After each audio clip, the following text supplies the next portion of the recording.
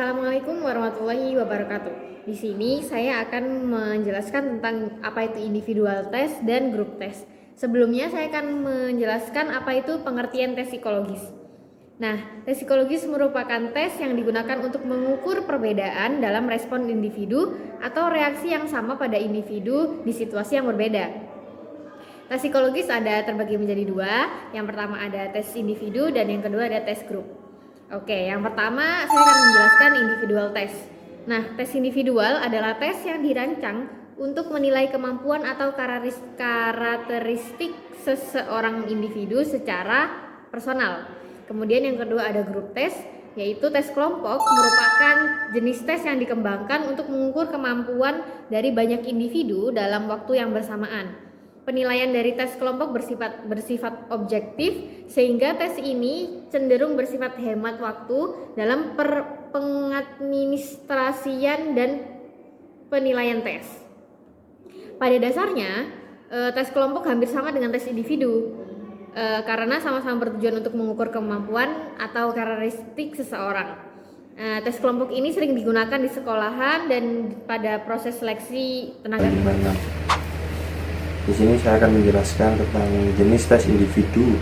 Yang pertama, tes intelijensi.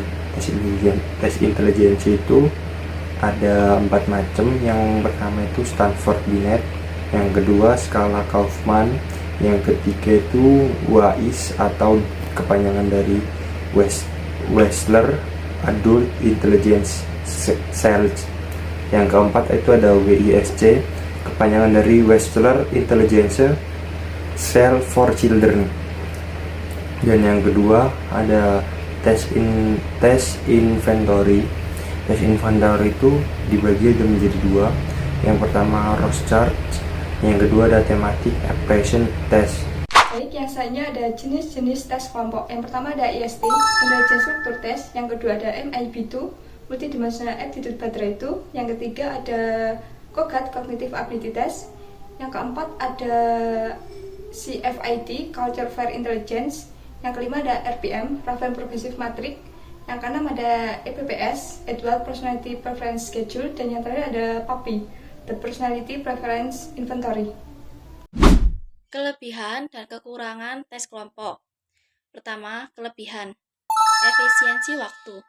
Tes kelompok dapat menghemat waktu dalam proses evaluasi karena mengumpulkan data dari beberapa individu secara sekaligus. 2. Mengukur kemampuan individu dalam tim. Mengikuti tes kelompok dapat membantu peserta mengembangkan keterampilan sosial seperti kemampuan berkolaborasi, komunikasi, dan kepemimpinan. Tes kelompok memberikan wawasan tentang bagaimana individu bekerja dalam situasi tim dan dinamika yang muncul di antara anggota kelompok. Kekurangannya adalah hasil kurang efektif karena hasil tes biasanya berubah-ubah. Sulit menilai individu secara spesifik dikarenakan banyaknya yang mengikuti tes kelompok tersebut. Tes kelompok seringkali sulit untuk menilai kontribusi individu secara tepat karena hasilnya sangat dipengaruhi oleh dinamika kelompok. Kekurangan privasi. Peserta mungkin merasa tidak nyaman atau terbebani oleh ketidaktahuan privasi yang dihadapi dalam tes kelompok. Pengaruh dominasi kelompok. Individu dengan kepribadian yang lebih dominan atau vokal mungkin mendominasi diskusi, mengurangi partisipasi dari anggota kelompok lain. Ada kelebihan dari tes individu. Yang pertama itu mudah untuk memahami perbedaan dari individual, itu bakal lebih mudah ketimbang yang tes kelompok. Selanjutnya pengamatan yang lebih mendalam terhadap individu. Nah, dengan melaksanakan tes individu ini, dengan memahami subjek itu jadi lebih mudah ketimbang yang tes kelompok. Selanjutnya untuk hasil dari tesnya terdapat gambaran yang lebih komprehensif ketimbang dari tes kelompok. Nah, maksud dari gambaran yang lebih komprehensif ini adalah gambaran yang lebih pasti atau lebih teliti hasilnya. Selanjutnya untuk kekurangannya, yang pertama itu kurang efisien karena untuk tes individu ini membutuhkan waktu yang lama, kemudian biaya yang lebih besar dan tenaga yang lebih ekstra ketimbang melakukan tes kelompok. Selanjutnya untuk hasilnya, hasil dari tes individu ini tidak bisa digeneralisasikan pada tes kelompok.